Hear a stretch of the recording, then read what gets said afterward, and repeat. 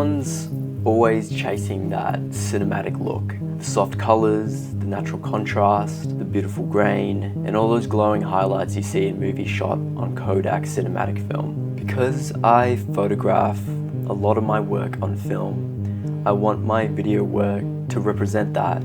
I want my video work to feel like it was shot on film. And one of the biggest challenges in digital filmmaking is to make your footage feel organic, to feel like it was shot on film. And that's where Dehancer comes in. It's not just another LUT pack. It's designed to emulate the entire photochemical film process, from the way film stocks react to light, all the way to how film prints look in cinema. And today I want to talk about how I use Dehancer in my work, in my video work, and why it feels different from basic color correction, basic lookup tables, to even how Dehancer's dedicated app on iPhone taps into the same film color science. With my own work, I love using Dehancer with all its settings and options to make my footage look how I want it to look. It also allows me to emulate film in a way where it naturally looks like film. Instead of that really cheap film looking layer I usually get when applying lookup tables or just applying grain overlays. With Dehancer, I'm able to make it look natural, have the highlights roll off naturally, and have everything look really organic.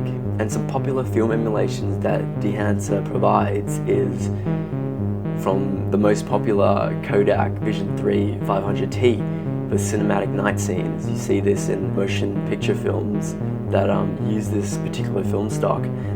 That also includes Kodak Vision 3 250D for the natural daylight look when filming in daylight. Dehancer also comes with a variety of other film stocks such as Fuji Eterna for a cooler, softer palette, Kodak Portra 400 for photography-inspired creamy skin tones. If you want to go with a more black and white look, you can go for the Ilford HP5 for a timeless black and white look. These film stocks aren't just presets that you put over your footage. They behave the way real film would under these different conditions. But if you do want to customize your settings to a higher degree, like myself for my own work, Dehancer lets you do that. Each film stock has its own personality, its own contrast, and its own color balance as well. So you do get a variety of options, like I said before. One of the biggest things with Dehancer as well is your ability to add film grain. This film grain isn't just an overlay layer, it's actually baked into your footage to make it look very natural. And because it's not overlaying noise, it's resolution aware, so Dehancer knows if it's working with 1080p footage or 8K footage. And because it does that, it applies grain in the way it would in real life, which is natural and organic. Another key setting that Dehancer allows you to set, essentially, is the halation, which is a very popular setting to get that film look. In real film, light penetrates the emulsion layers and bounces back, creating that reddish glow around the highlights. And that's what Dehancer allows you to do with your digital footage, is to replicate that reddish glow around the edges, around the highlights. And it does it very naturally, which is amazing. And because Dehancer is designed to emulate the entire photochemical film process, it does come with setting options just like the film developer, where you can control the contrast boost, gamma correction, color separation, and color boosting.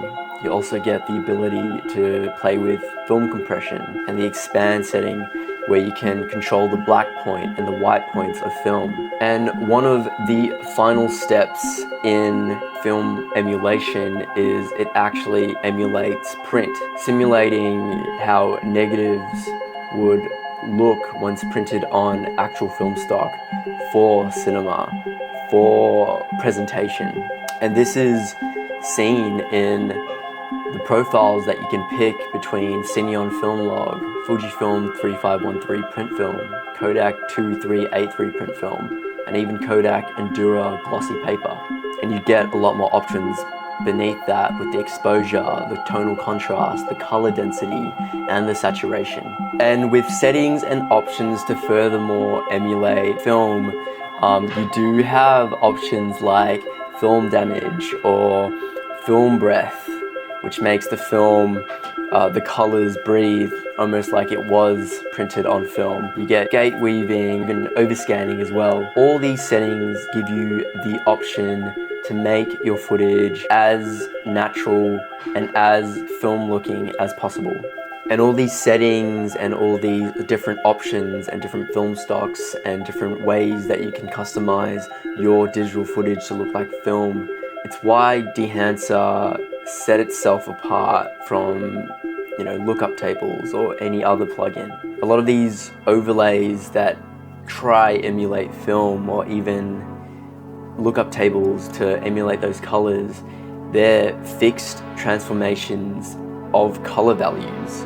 It can look great for certain digital footages, but they don't respond well dynamically, so they're baked in and you're not able to control a lot of that footage afterwards. And that's where Dehancer is process based. And all in all, everything is integrated. It's got film stocks, it's got grain, halation, bloom, print, all of that, all of those options. And it respects the film color science as well, but it also gives you creative flexibility. I'm thankful to be able to collaborate with Dehancer on this video. I have been a fan of Dehancer for quite a while, so for them to reach out to me is amazing, and I could not have done this video without them. Now, what's really cool with Dehancer is that they do have their own dedicated app. It brings the same life of film with its own film stock, grain, halation, and print emulations to your pocket.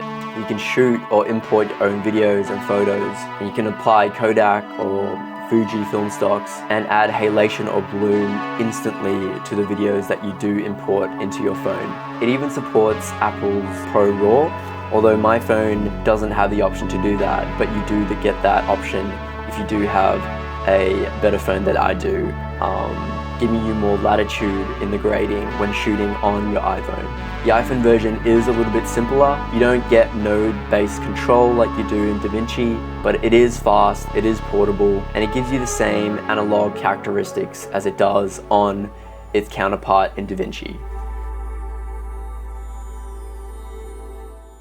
There are a few things to note with Dehancer. It isn't free. If you go to their website, you can try Dehancer for a month for free. If you do end up liking it, it is $549 USD for a lifetime license.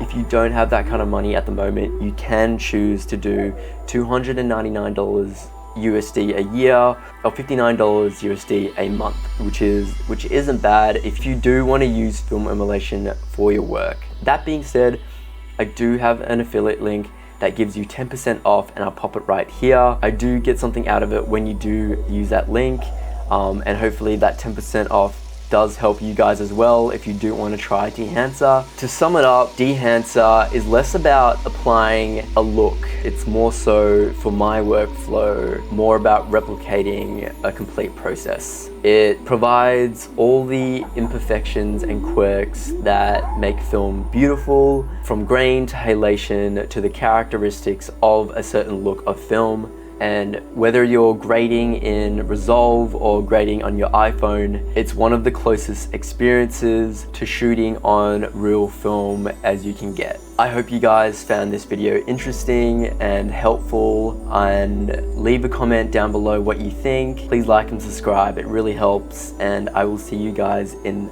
the next one.